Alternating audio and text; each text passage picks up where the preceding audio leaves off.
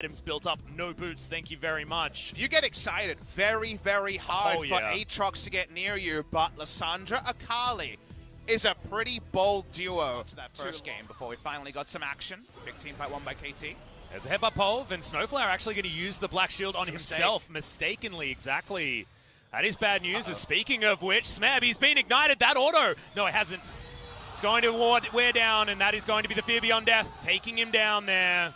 Matchup warps at level 6, and Smeb too far up the lane, and his ult, look at it, seconds away. Not quite. From having enough dashes bot side. Yep, ultimate going to come in here from Snowflower as Cuz is going to be here in just the right time. There it is. The ultimate comes in from Zenit, but it's not enough. Tucson held on to his pulverize, and now Zenit under the turret against 3 score. Does have the world ender. Nice flash over the headbutt as Deft should go down.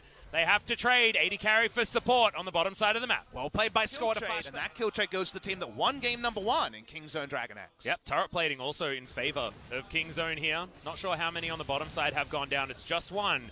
That means 320 global gold to go over to Kingzone. And Pawn underneath this turret grabs himself a plating. The problem you're seeing here is, yes, bot side of the map for Kingzone is winning pretty hard. Again, expected based on the nameplates.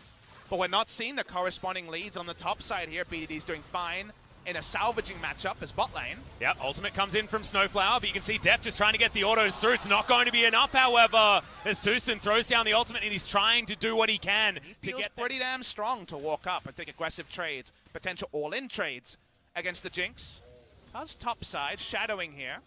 It's turret dive time. Exactly. They want to try and find Smeb, who gets corrosively charged, gets kicked back there as well, and that's why Lee Sin is so good against the Akali, old or new.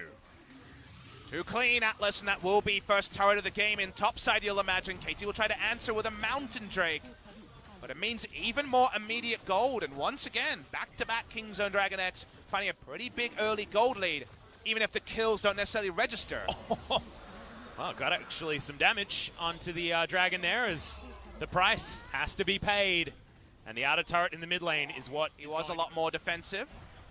To the benefit of KT, in the end, he ended up being that third carry on the team more often than not, but they won LCK Summer. They come in as reigning champions. They need to find a best-of-1 victory soon, though, Atlas. Otherwise, it feels like we're using the LCK champions. This Dragon, and now that we've got to 5v5 territory, it's when Def needs to be so careful of where Smeb is on this map.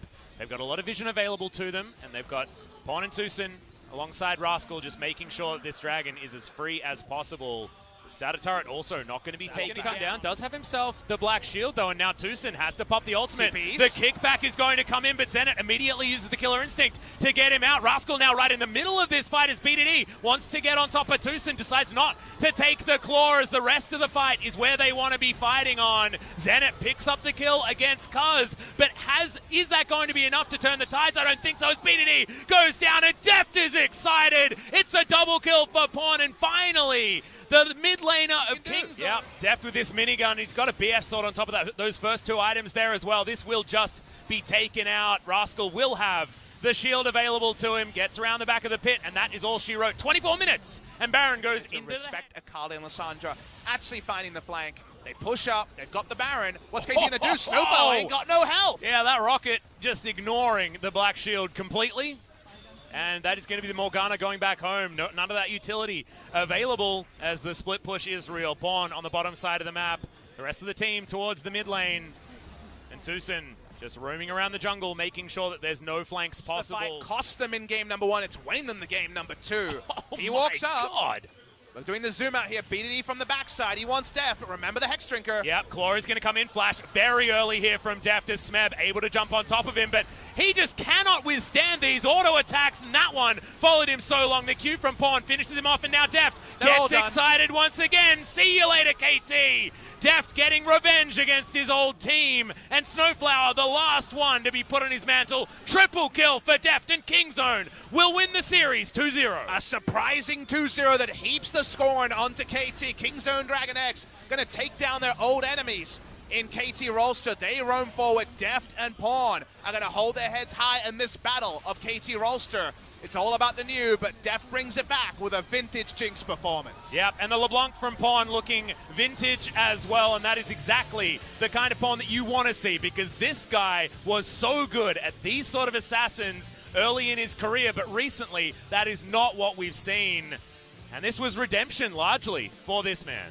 Redemption for Deft and Pawn, but once again with Smeb, laning phase 2 levels down on the Urgot. The final